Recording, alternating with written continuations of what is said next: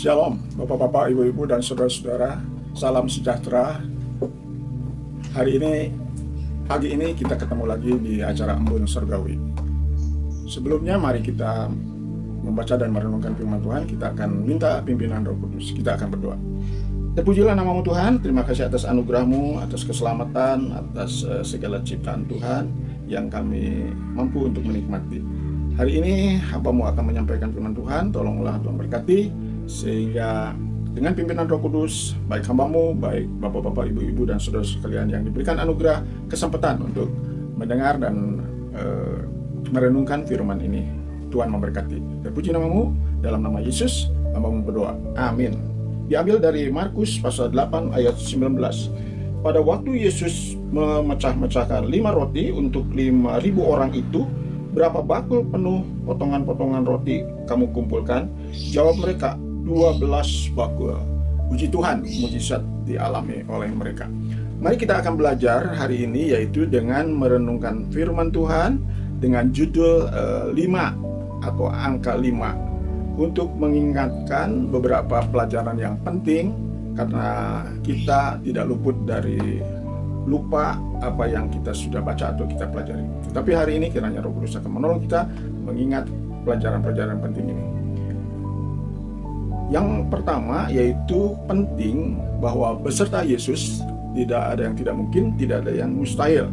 Contohnya waktu mereka kesulitan tentang makanan, walaupun ada 5 roti dan 2 ikan, tetapi diberkati oleh Tuhan sehingga bisa dimakan 5.000 orang dan sisa 12 keranjang. Puji Tuhan.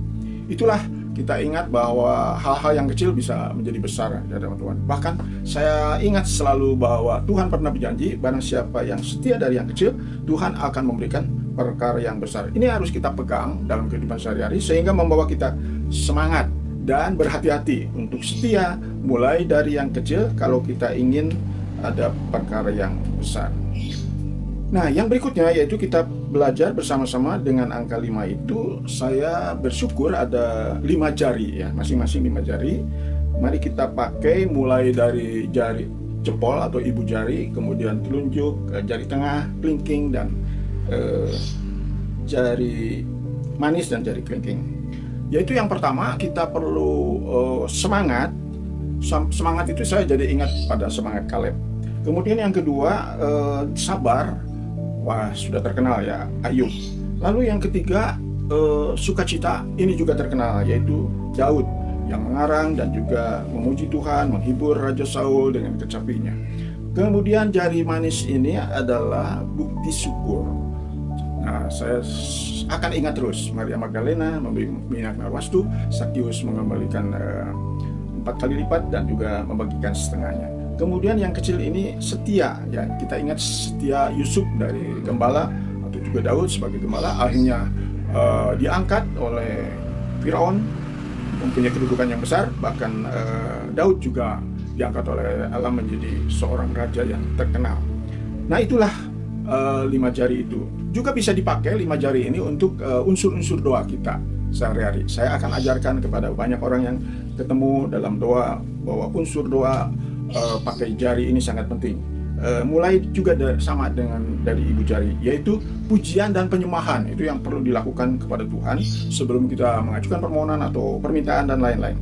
Yang kedua penting yaitu mengakui dosa. Dosa itu tidak selalu yang harus kita lakukan, tetapi menurut Yakobus 4 ayat 17, tahu yang baik tidak dilakukan adalah dosa. Jadi kita pendeta-pendeta pun semua ada banyak yang baik yang belum kita lakukan. Kita perlu akui supaya kita selalu belajar rendah hati dan tidak ada peluang sombong.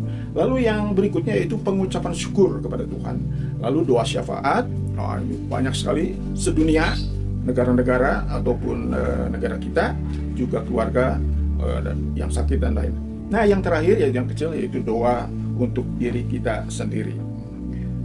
Kemudian kita ingat akan kata 5, yaitu ada gadis yang bijaksana dan gadis yang bodoh. Mari kita tiru gadis bijaksana, itu artinya kita selalu siap bahwa Yesus akan datang kedua kali. Siap dengan minyak, kita siap dengan kehidupan kita yang sesuai dengan firman Tuhan. Nah, itulah yang kita pelajari hari ini.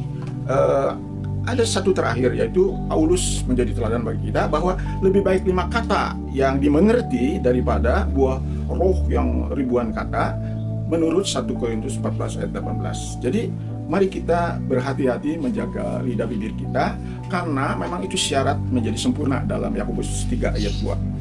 Itulah yang saya dapat sampaikan, kiranya menjadi berkat bagi Bapak, Ibu, dan saudara sekalian. Dan mari kita mendengarkan lagu-lagu ini akan mengingatkan tentang angka 5.